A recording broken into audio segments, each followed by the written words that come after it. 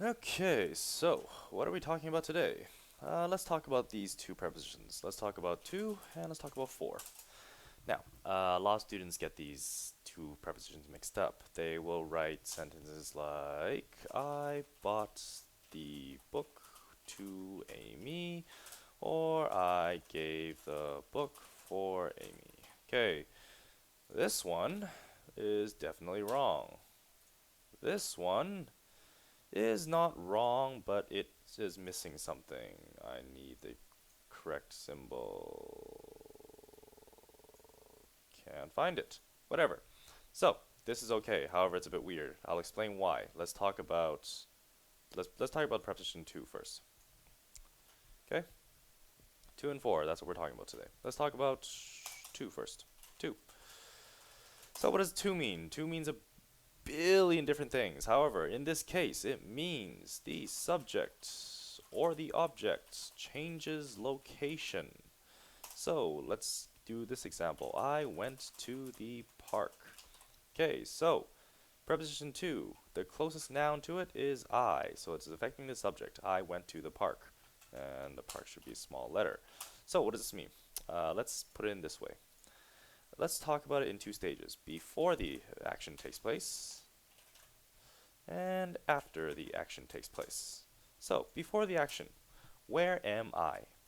Not in the park. Okay, where am I after the action? After, in the park. So, that means my location changed from not in the park. Then I went to the park. So, after the action, I am in the park. The subject changed location. Now let's talk about the objects. Same principle. I gave the book to Amy. Okay, I gave the book to Amy. Same idea. Preposition to. Closest noun, book. Therefore, it's affecting the book. Before the action takes place, where is the book? I have the book. After the action takes place, who has the book? Amy has the book. So, the location has changed. The book, before the action, was in my hands. After the action, Amy has it, so it's in Amy's hand. So, to means the subject or object changes location. So, let's talk about this one. I bought the book to Amy. Why is this wrong? Same principle. Before before I bought the book, where is it? The store. The store has the book. Okay? After I bought the book, who has the book? I have the book. So, this doesn't make sense. To Amy would mean that Amy has the book. I gave the book to Amy. After the action, Amy has the book. I bought the book to Amy. After the action, I have the book. That doesn't make sense. Okay? So that is why bought you don't normally use with to. Very, very, very little will use to. Normally you will attach it, you will use for. So why do we use for? Let's talk about for now. Again, for is one of the most common words in the English language. It can mean a million different things. But in this case, it means for the sake of someone. For the sake of noun. So this basically means you're doing it for someone, you're doing it to help someone. So I just said this, I bought the book for Amy. Okay, this has nothing to do with changing location. If you use for Amy, it does not mean that after the action it goes to Amy. Okay, what it means is that I bought the book to help Amy, or I bought the book for the sake of Amy. So this basically means, oh, Amy asked me to buy a book, so I bought it to help her out. I bought the book for Amy. Okay, so now let's go back to this. If you remember at the very beginning of the video, I said I gave the book for Amy. This is okay, but a little weird. It's missing something. So, what is it missing?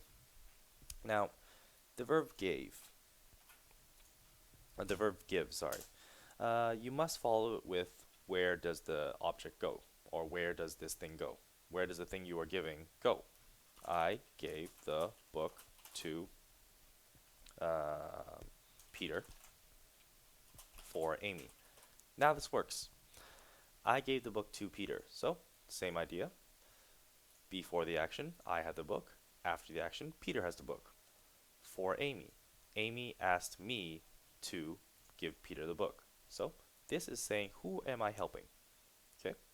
So, why do students get this wrong?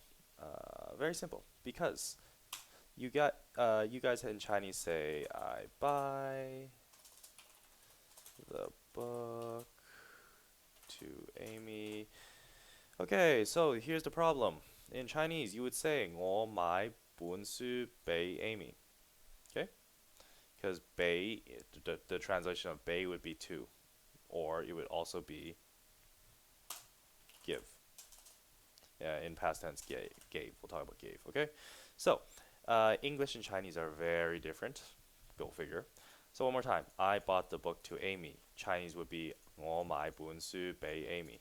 That makes sense, right? In Chinese, that makes sense. However, what you're saying there is, I bought the book and gave it to Amy. 我買本書俾 Amy. 我買本書同埋俾咗本書俾 Amy. Okay? In Chinese it goes in one sentence. However, in English there are two verbs here. Okay? They don't translate very well. So, one more time, basic principles. To means the subject or object changes location. For means you are helping someone or something. Okay? So, last time I gave the book, the turtle, to Peter. Before the action, I have the turtle. After the action, Peter has it. I did my homework for my mom. That means my mom asked me to do my homework. So, I did it to help her out. Or because she asked, for her sake. There are many different situations, but they all mean the same thing. Because of her. Okay? Okay. If you're watching it on Facebook, of course, like it, share it, comment, of course. And if you're watching on YouTube, thumbs up, comment, subscribe, all that fun stuff. Thanks.